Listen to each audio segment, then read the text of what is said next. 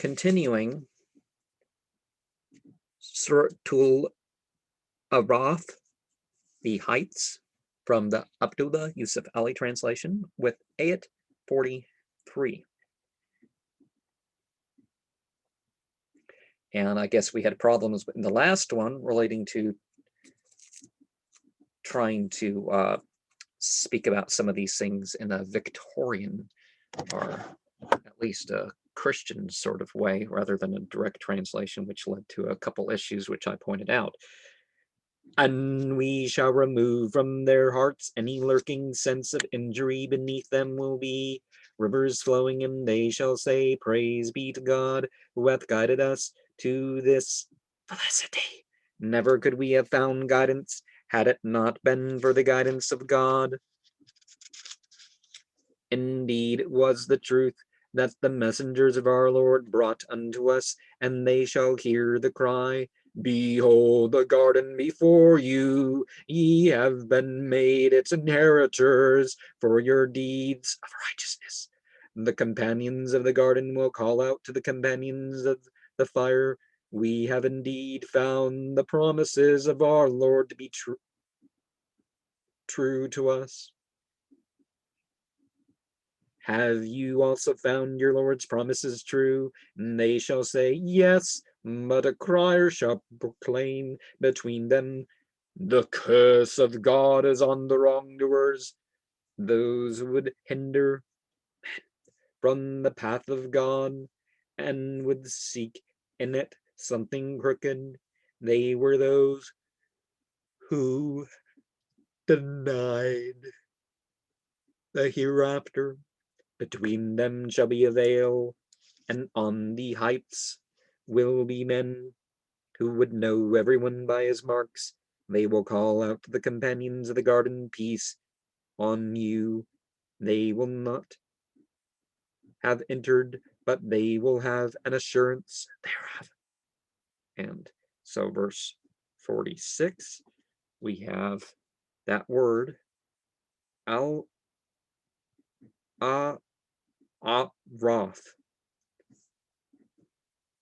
that names this chapter. When their eyes shall be turned toward the companions of the fire, they will say, Our Lord, send us not to the company of the wrongdoers. The men on the heights will call to certain men, and by men I mean humans, of course, whom they will know from their marks, saying, Of what profit to you were your hordes and your arrogant ways? Behold, are these not the men whom you swore that God, with his mercy, would never bless? Enter ye the garden, no fear shall be on you, nor shall you grieve. The companions of the fire will call to the companions of the garden, Pour down to us water, or anything that God doth provide for your sustenance. And they will say, Both these things hath God forbidden to those who rejected him, such as took their religion to be mere amusement and play, and were deceived by the life of the world. And that day shall we forget them as they forgot the meeting of this day of theirs, and as they were wont to reject our signs, for we had certainly sent unto them a book based on knowledge, which we explained in detail, a guide and a mercy to all who believe. Do they just wait for the final fulfillment of the event? On the day when the event is finally fulfilled, those who disregarded it before will say, The messengers of our Lord did indeed bring true tidings. Have we no intercession now to intercede? Have we no intercessors now to intercede on our behalf? Or could we be sent back? Then should we behave differently from our behavior in the past? In fact, they will have lost their souls, and the things they invented will leave them in the lurch. Your guardian Lord is God, who created the heavens and the earth in 6 days. Then he established himself on the throne of authority.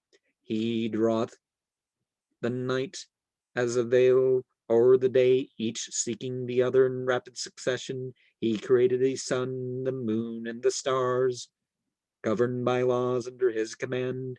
Is it not his to create and to govern? Blessed be God, the cherisher and sustainer of the worlds. And by worlds, we mean realms too.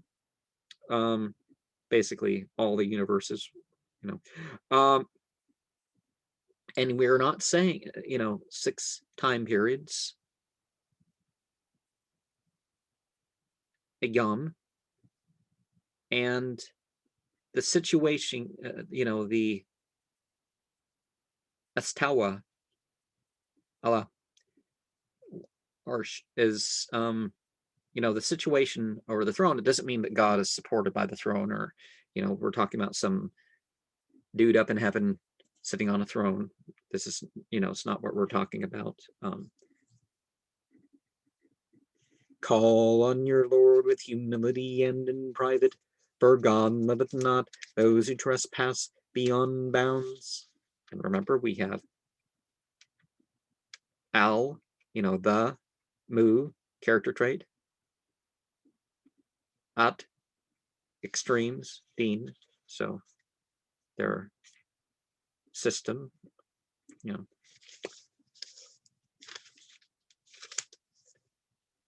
do no mischief on the earth after it hath been set in order, but call on him with fear and longing in your hearts. For the mercy of God is always near to those who do good. It is he who sendeth the winds like heralds of glad tidings, going before his mercy. When they have carried the heavy laden clouds, we drive them to a land that is dead. Make rain to descend thereon, and produce every kind of harvest therewith. And thus shall we raise up the dead, perchance ye may remember. From the land that is clean and good, by the will of its cherisher, springs up produce rich after its kind. But from the land that is bad springs up nothing but that which is miserly. And thus do we explain the signs by various symbols to those who are grateful. We sent Noah to his people. He said, O my people, worship God. Ye have no other God but him. I fear for you the punishment of a dreadful day. The leaders of his people said, Ah, we see thee evidently wandering in mind. He said, O my people, no wandering is there in my mind. On the contrary, I am a messenger from the Lord and cherisher of the worlds. So, prophets aren't people who have their own doctrine. So it's not like philosophers that change their minds.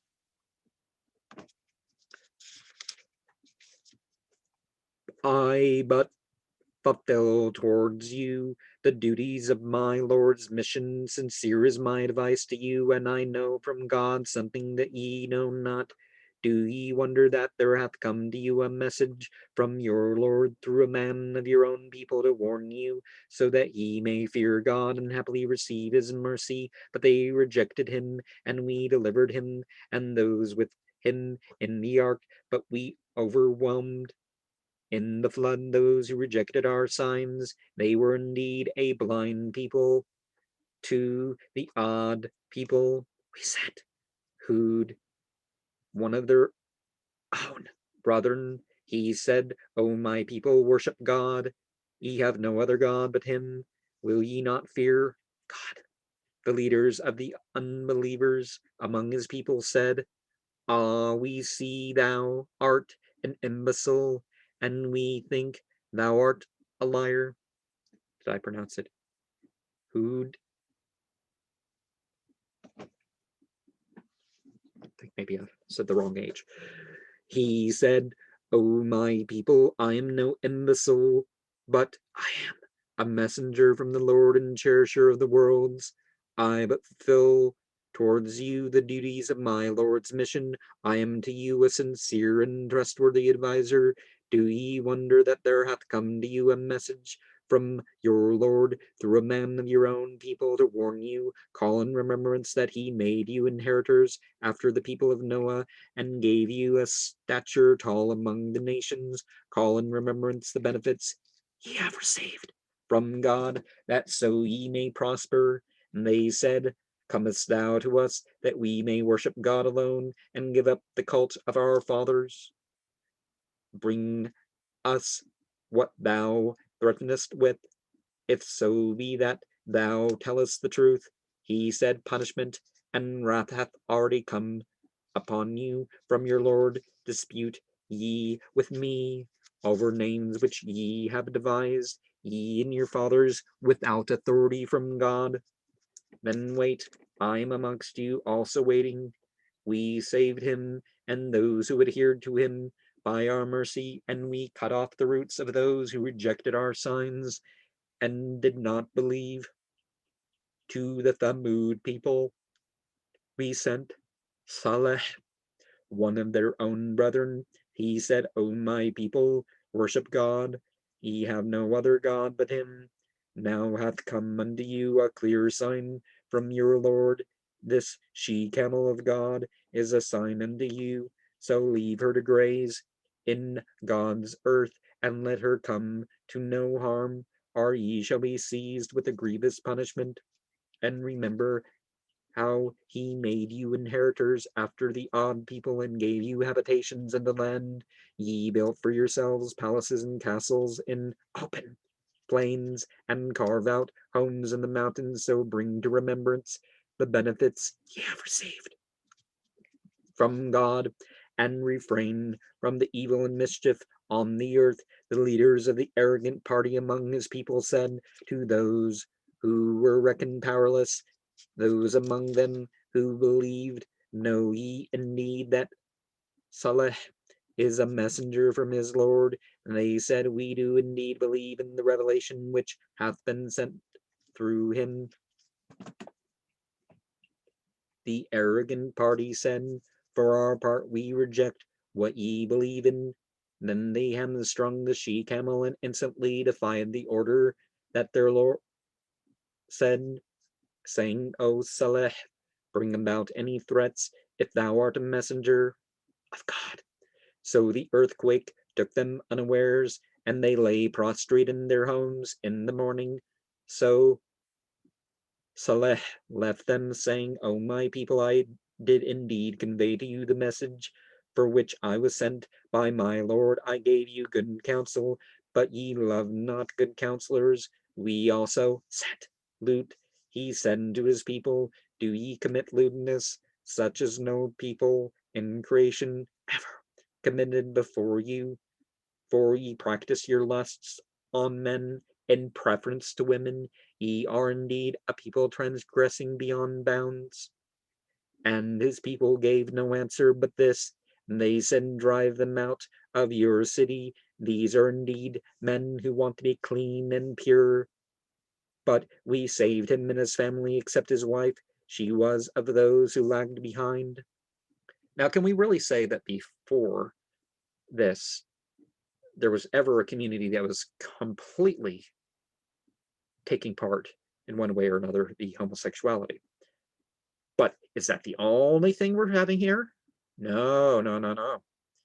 We find elsewhere that there's worse sins than that being talked about. So